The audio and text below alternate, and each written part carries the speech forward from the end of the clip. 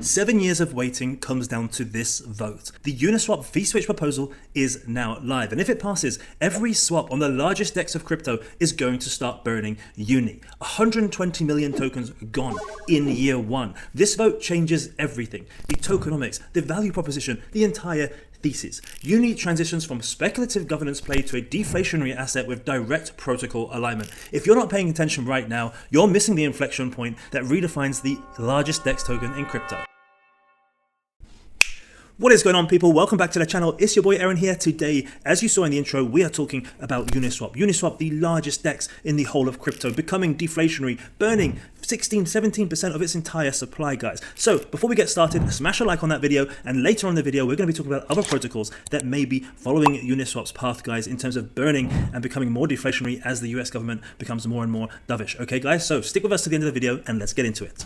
Alright guys, let's start here on CoinGecko. Let's look at the price action. As we can see, Uniswap is up 21.8% today, but the astonishing fact actually is that it's actually doubled in market cap in under a week. If we actually look here on the 5th of November, Uniswap actually went down to under $3 billion market cap. And if we actually go all the way up here, you can see earlier today, Uniswap broke $6 billion market cap twice before starting to retrace and finding some support, guys. That is astonishing, okay? For a Uniswap, for a protocol of the size of this, $3 billion to double in less than a week shows the excitement for what is just, to be honest with you, a protocol governance vote at this point. This is not locked in yet. This is a vote by Hayden Adams, guys, obviously the main man behind Uniswap, okay, co-founder of Uniswap, Hayden Adams. Now, obviously the market is pricing in that this is going to pass, okay, guys, and obviously if this passes, suddenly the biggest DEX in crypto is going to become deflationary, and that is a very, very big story, guys, okay. Now, let's actually head over to Unification. Then this is the blog post that came out on the Uniswap Foundation website. We'll drop it below in the bio for you guys to have a read through after you've watched the video,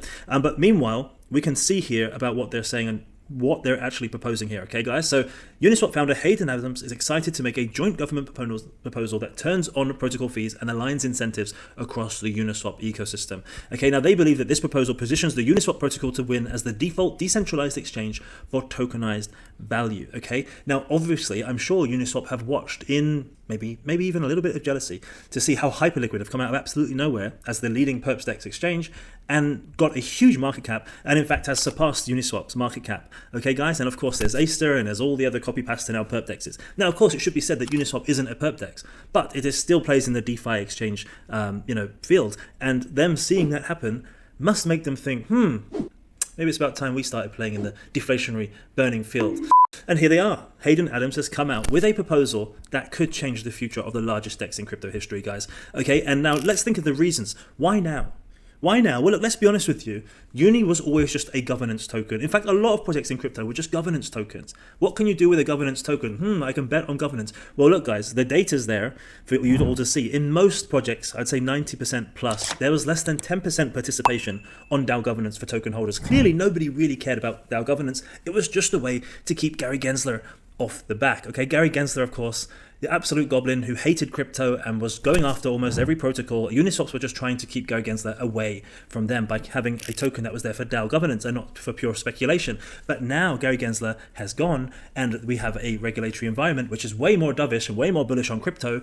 The likes of Uniswap are now able to actually put in the token economics that they wanted to do in the first place. Now, this fee switch was always in the protocol to begin with, okay, guys? So this was always up their sleeve. They just wanted to choose the right time to do it. And they go on to say that here in the blog post, so they can see here, evolving regulatory clarity in the US alongside the adoption of the DUNI have prepared the Uniswap community for its next era. Guys, DUNI is just a Wyoming business that was set up, non-profit business for Uniswap to basically perform some off-chain actions and business administration. Nothing to get excited about, okay? And that's why, together with Uniswap Labs, we're proposing a long-term model for the Uniswap ecosystem where protocol usage drives uni burn and one aligned team focuses on protocol development and growth. This is the biggest change, guys, in Uniswap's history, okay? And where they say here where protocol usage drives uni burn, it's not just the trades, guys, on Uniswap that's going to be burning UNI. It's also the fees on UniChain, which of course is their own blockchain layer, guys. Okay, so it's not just that; it's also the fees on UniChain. And so let's actually head over here to the Unification proposal, so we can actually go through what this is about. Now, this is Hayden Adams' actual proposal. And by the way, guys, Hayden Adams hasn't done any kind of proposal for over 4 years. Okay, he's let DAO governance get on with it. Now he's actually stepped up to the plate now, which really shows the kind of importance of this, government's proposal, that the founders coming in here and basically proposing a very, very rapid and large, a huge change to the whole tokenomics and thesis of Uniswap protocol. So as you can see here, guys, he wants to turn on Uniswap protocol fees and use these fees to burn Uni. Let's go. We love that. Send Unichain sequencer fees to the same Uni burn mechanism. Now, these are the fees that are generated by transactions on the Unichain.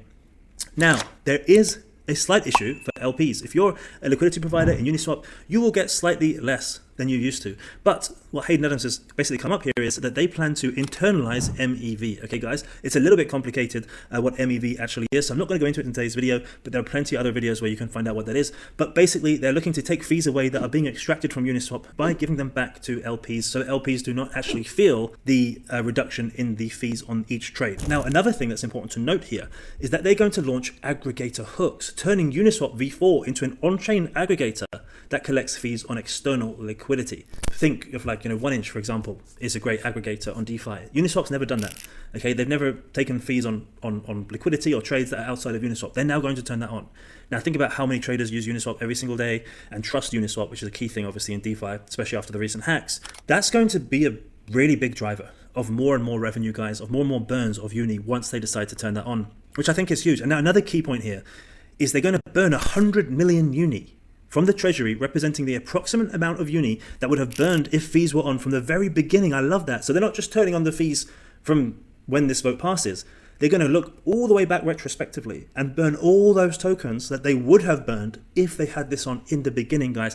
And that is absolutely huge. So Unichain launched just 9 months ago, and it's already processing $100 billion in annualized DEX volume and 7.5 million annualized sequencer fees. As you guys know, they're going to use the Unichain fees to burn Uni. But if we go further down here, we can actually see the retroactive burn, which, as you can see, with $4 trillion in Uniswap protocol volume, okay, since it begun. Can they turn back the clock? Well, they're going to propose a retroactive burn of 100 million Uni from the treasury. And just to put it in perspective, how much that 100 million Uni is, guys, it's 16% of the current circulating supply would basically go in an instant. So that's obviously absolutely massive. And of course, Uniswap Foundation is also merging with Uniswap Labs, okay, which that's a little bit more kind of internal politics that they're going to be sorting out here, guys. What I'm focused on and what we're focused on this channel, of course, is the tokenomics to see how we can profit from this and whether Uniswap is something that we're going to want to invest in going forward into this bull run. Now, if we head over to DeFi Llama here, guys, we can see for ourselves, look at that, Uniswap, nearly $3.5 billion of DEX volume in a single day, okay, 148 billion over the last 30 days, guys. Clearly the biggest of all DEXs, as you can see here, literally like so big, like it's not even close. Even with some of your favorites, Aerodrome, PancakeSwap, they're not even, it's barely half the way there with PancakeSwap, guys, okay? So that's how big Uniswap is. And I know people don't really talk about Uniswap that much these days. Everyone's talking about Hyperliquid, Aerodrome, Aster, all these different types of DEXs, but Uniswap is the daddy, okay? And if they start implementing these buybacks and deflationary mechanisms, then God help the rest of DeFi, guys, because it's going to get very, very exciting. The amount of burns that are going to be happening. It's actually even going to put the likes of Hyperliquid in the shade with some of their burning. And their burning is impressive, okay, guys? So really, really exciting stuff here. And if we actually head over and see the fees here, Uniswap actually has more fees than Hyperliquid. As you can see, the last 24 hours, 5.18 million in fees, Hyperliquid 3.6 million in fees. They're only behind the two biggest stablecoins in the entire world. Those fees being burned into Uni is a staggering change of tokenomics, guys, and of course would have a ridiculous impact in the Uni price, even in the mid-term, never mind the long term. Like if we actually head back over here, in 2021, Uniswap hit a $22.5 billion market cap, guys. $22.5 billion market cap. Right now, even after this pump, it's at a $5 billion market cap, okay? So it's still more than it's a 4x down from where it was in 2021. Now, you telling me the market is less mature, like, are we in a worse position than in 2021? Absolutely not. Maybe when it comes to alt season, but in general, when we're talking about macro, when we're talking about, the current regulatory environment that we're in, crypto has matured massively. And Uniswap is American. And American protocols, which we all know Donald Trump and his boys and ladies want to win crypto. As he just said yesterday, take a listen to this.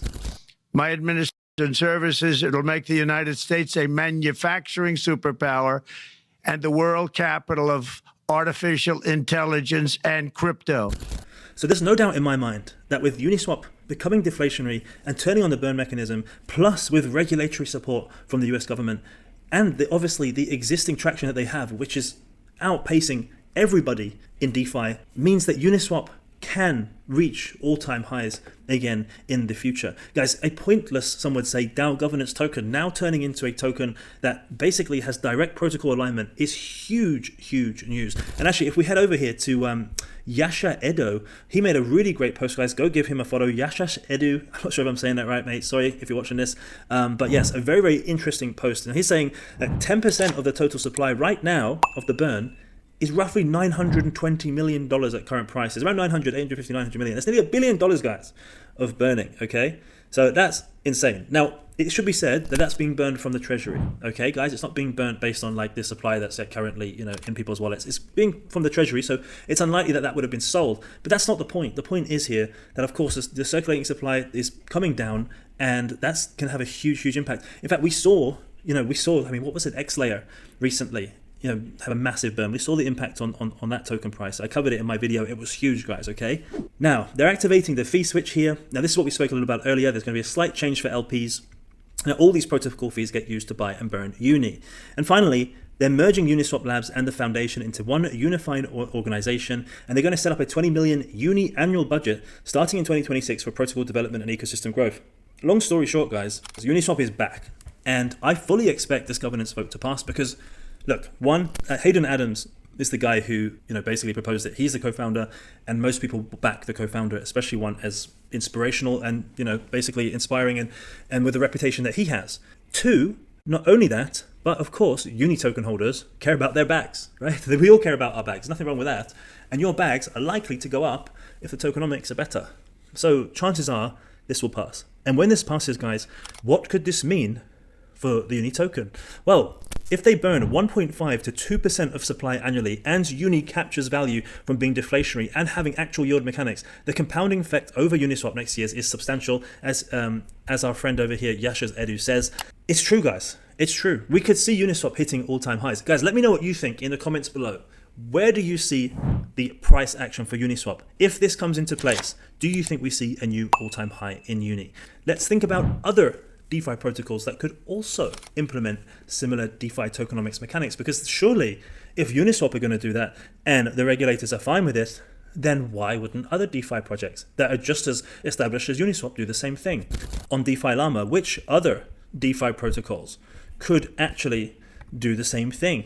Well, of course, there's Aave. Now, Aave, of course, the darling of borrowing and lending in DeFi, also has amazing fees, $2.5 million of fees, guys, every 24 hours, $88 million in a month. They could easily switch on the same or similar fee mechanics to what Uniswap are proposing, because right now their token is just DAO governance and it doesn't really do much. Why wouldn't they?